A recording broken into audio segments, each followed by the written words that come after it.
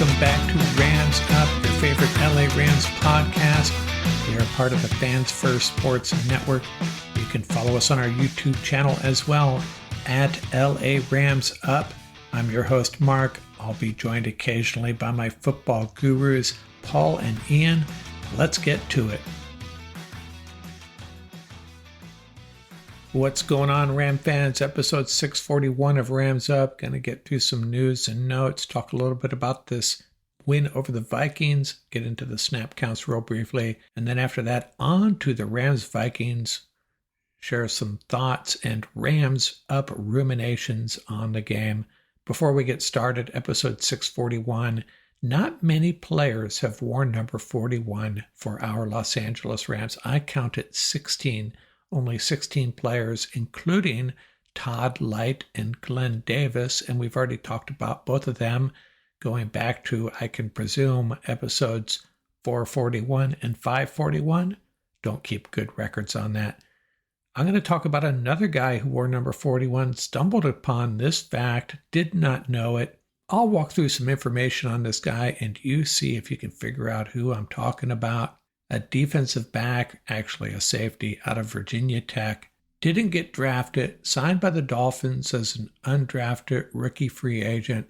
So that was post-draft 2001. And then, after being cut by the Dolphins, signed by the St. Louis Rams. Played for them for 2 years before moving on to the Jags and then the Browns. So yes, a safety, played 10 years in the league, didn't rack up many stats. Maybe that's why I don't remember him at all. But he was on the Rams roster in that Super Bowl 36, the win over the Titans. Has a Super Bowl ring to prove it, I assume. Ended up playing in 131 games and had an exactly 131 tackles. So yeah, I'm guessing backup in special teams. I really don't know.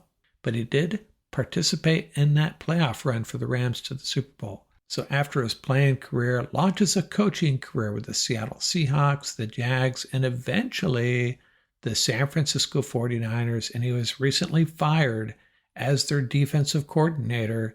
That's right, former St. Louis Rams safety Nick Sorensen. Did not know that, or I just plain forgot it. Do not remember him at all, and I remember most of that roster. I can run down that roster. I remember him. Nick Sorensen, drew a complete blank, but Nick Sorensen, number 41 for our then St. Louis Rams. Hey, in our roundtable, we were pretty pessimistic about the Rams' injury situation. Alaric Jackson, Bobby Brown, Ahkello Witherspoon, and Tyler Higbee all trending towards not playing, or so we thought. And today, Sean McVay says he expects all of them to play. Man, that is good news. Both these teams come in pretty darn healthy. They both have a couple guys on IR, but the 53-man rosters as they stand today, ready to go Sunday. And what I think is an interesting move, the Rams designated linebacker Troy Reeder and defensive lineman Laurel Murchison for return from IR, and if I'm not mistaken, that is the last two such moves they are allowed.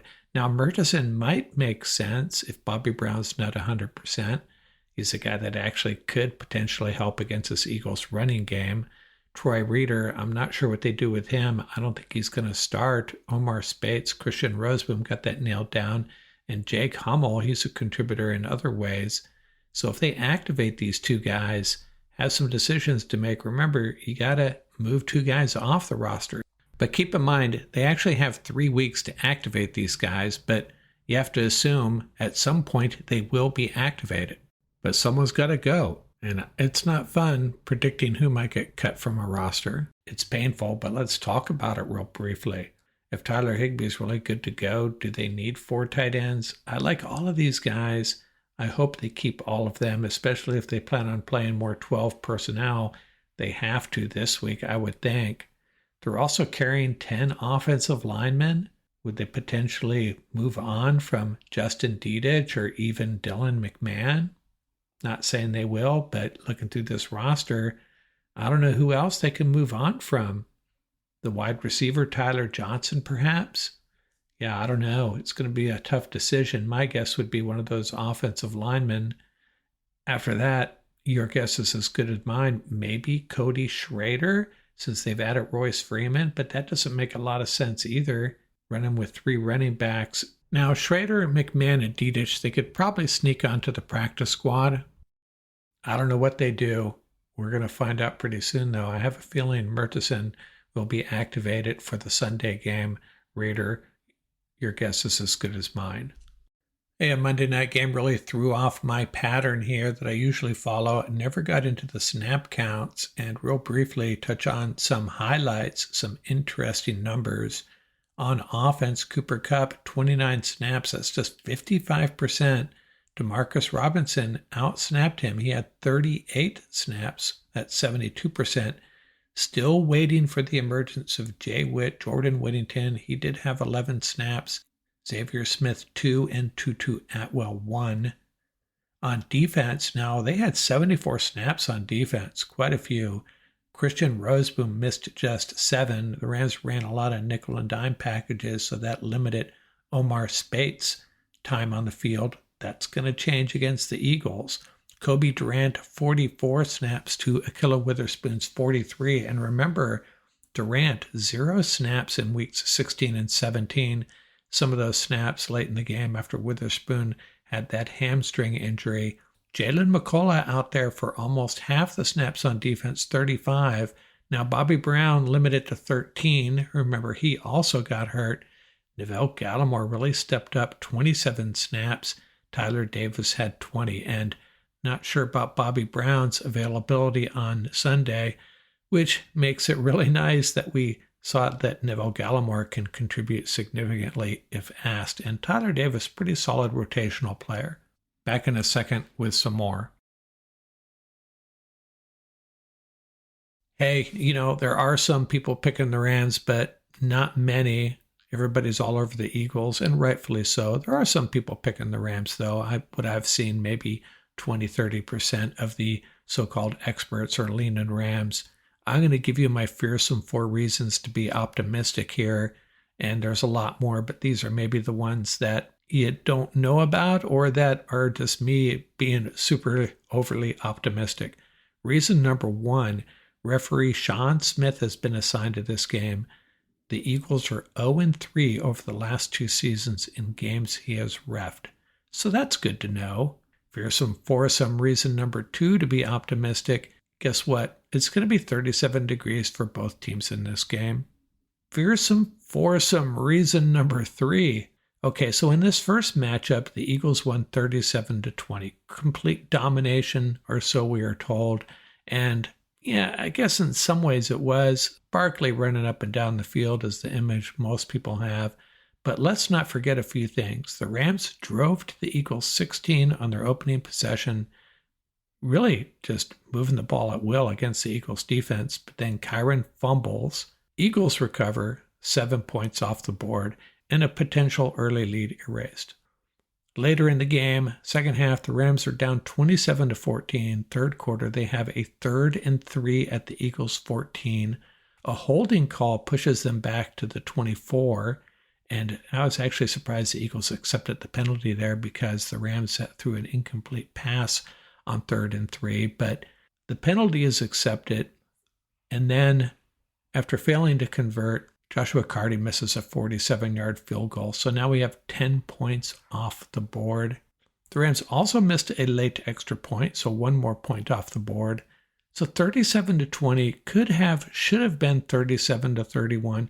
And if we don't give up those 2 giant runs by Barkley, and we're not going to let that happen in this game, Rams might have actually won. And by the way, Kyren averaged 4.5 yards per carry, and Stafford threw for 243 yards and 2 TDs in this game. And fearsome foursome reason number 4, the most impactful Eagle player on that defense that day was Brandon Graham. 1 sack, 2 tackles for a loss, and 3 quarterback hits. And he will miss this game. And a key Ram who missed the first game, Rob Havenstein, will play. And I'm going to give you a bonus one here, as shared by Killer Sports on X. The Sean McVay Rams are 11-0 on short rest, and yes, they last played on Monday night. Next game Sunday afternoon, another short rest game. If you're into trends, that's a good one for our Los Angeles Rams. And by the way, you know who else is excited about the Los Angeles Rams? Well, he seems like he always is. Him and Colin Cowherd. That's Dan Orlovsky.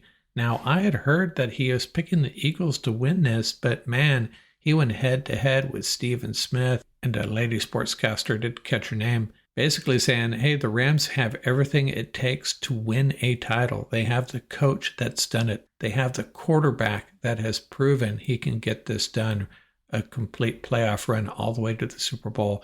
And he also pointed out that the Rams defense statistically has improved the following year after losing Aaron Donald in many metrics. Dan Orlovsky, man, he is in love with this Rams team probably as much as I am, I think. Just for different reasons. Hey, let me get my game picks out of the way. Last week I went 4-2.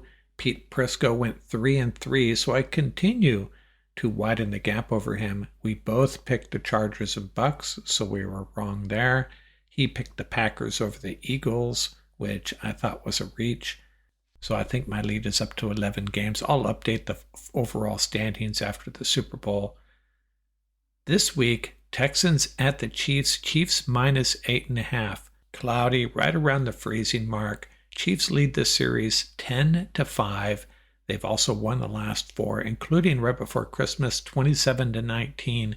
Tank Dell had 98 receiving yards in that game, and he'll miss this one. Texans were my AFC Super Bowl pick. Texans versus Rams, that's what I predicted. Don't see the Chiefs losing at home, though. However, take the points, 8.5 points. Don't see the Chiefs running away from C.J. Stroud and the Texans. Going to be a little bit closer than that, but Chiefs win. Commanders at the Lions. Lions favored by 9.5. Man, that's a lot of points because this Lions defense has really been struggling. These two teams have played 47 times. Commanders have almost doubled up on them, 31 wins, 16 losses, but the Lions have won 6 of the last 7. They haven't played in over 2 years. That was Carson Wentz versus Jared Goff. These are 2 top 7 offenses as far as yards per game. The Commanders' defense has the edge here, though. Certainly not elite, but better than what we've seen from the Lions recently, although they did provide the Rams with a game plan for dealing with the Minnesota Vikings offense, so thank you for that. The Commanders might very well win here, definitely taking the 9.5 points, and I'm rooting for them, and I want to pick them desperately, but I think the Lions win. Man, I really want to take the Commanders here, though. Maybe I'll change my mind, but my official pick, the Lions. Ravens at the Bills +1. You know, I think the Ravens are the better team. Bills have the home field advantage, though. +1 is basically a pick 'em, right? You know I love the Ravens, but I think the Bills are getting a little bit disrespected here. 2 middling defenses, 2 pretty good offenses. Ravens can move the ball on the ground even better than the Eagles. I think Josh Allen is the difference here, though. We saw him against the Rams. He's pretty amazing. And Lamar Jackson seems to struggle in the playoffs, although Allen's actually disappointed a little bit as well, right? I'm taking the Bills. Don't feel strongly about it. This is the game of the week, obviously. Everybody's going to be watching Lamar Jackson and Derrick Henry versus Josh Allen, basically. And I'm taking Josh Allen. And the Rams at the Eagles. Eagles favored by 6. We've gone over this enough. Don't know how much weight you can put on that first game. Weather probably in the Eagles' favor, but I don't know. Jalen Hurts is going to have trouble throwing the ball in this weather more so than Matthew Stafford. Both teams are going to lean on the run, but if you're going to mix it up with the pass, I like Stafford more than Jalen Hurts. Probably going to be a critical turnover or 2 that hopefully go the Rams' way. Going to be a special teams play or 2 that make a difference here. I'm just hoping they go in the Rams' favor. They seem to be a team of destiny, and that's why I'm taking them. Hey, before I get out of here, one final note. I will be joining John Stolnis of the Eagles podcast, Eye on the Enemy, That should be a lot of fun. Not sure when he's going to post it. I'll make sure I remind you, maybe check it out. Perhaps I can share some of the audio from that interview on our next podcast. That is Eye on the Enemy, the Eagles podcast, another member of the Fans First Sports Network, and a member of the Pinpool Network as well. So make sure you check that out in a day or two, I presume.